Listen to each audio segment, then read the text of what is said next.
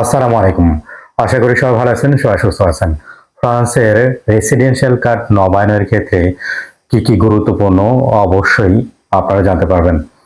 প্রথমত ফ্রান্সের যে রেসিডেন্সিয়াল কার্ড রয়েছে ওইটার মেয়াদটা যখন কিনা শেষ হয়ে যায় তারপরেও কিন্তু ৩ মাস ওটার মেয়াদ থাকে। কিন্তু এখানে বড় একটা কিন্তু রয়েছে, যদি কিনা আপনারা নিয়ম মতো নবায়নটা আবেদন করে থাকেন সেক্ষেত্রে। তার মানে হলো নবায়ন আপনাদের আবেদন করতে হবে কার্ডটা শেষ হওয়ার ৪ মাস এবং ২ মাস আগে। তার মানে হলো আপনার কার্ডটা যখন শেষ হবে তার আগের ২ মাস আগে বা ৪ মাস আগের এর মধ্যে আবেদন করতে হবে। যদি কিনা এটা করে থাকেন তাহলে আপনাদের যে কার্ডটা রয়েছে সেটার মেয়াদটা এরকম থাকবে। এটা আনএফ-এর মাধ্যমে এটা আবেদনটা করতে হবে আপনাদের এইটার মাধ্যমে।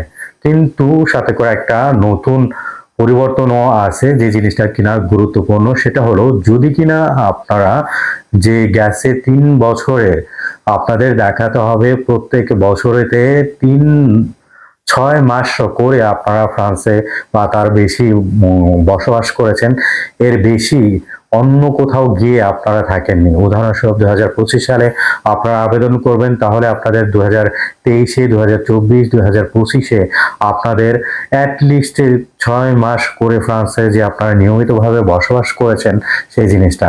এর বেশিও বসবাস করলে পরে কোনো সমস্যা নাই। কিন্তু ৬ মাসের বেশি যদি অন্য দেশে যেয়ে বসবাস করেন তাহলে কিন্তু আপনাদের সমস্যা হবে। এর কারণটা কি? কারণটা হলো যখন আনএফ-এ আপনারা এটা নবায়ন করার জন্য আবেদন করবেন তখন আবার পুনরায় আপনাদের প্রমাণপত্র দিতে হবে। প্রমাণপত্র যে ফ্রান্সে আপনারা বসবাস করেছেন নিয়মিতভাবে সেটার কাজের ডকুমেন্টস গুলো, ইনকাম ট্যাক্সের, বাসস্থান ভাড়া, যে প্রথমবারের মতো যেরকম করেছিলেন সেরকম করে পুনরায় আপনাদের আবার সবকিছু অনলাইনের মাধ্যমে, আনএফ-এর মাধ্যমে এগুলো জমা দিতে হবে। তার পরবর্তীতে আপনারা নবায়নের যে কার্ডটা রয়েছে সেই কার্ডটা আপনারা পেতে পারবেন। ভিডিওটা শেয়ার করে দিবেন। আসসালামু আলাইকুম।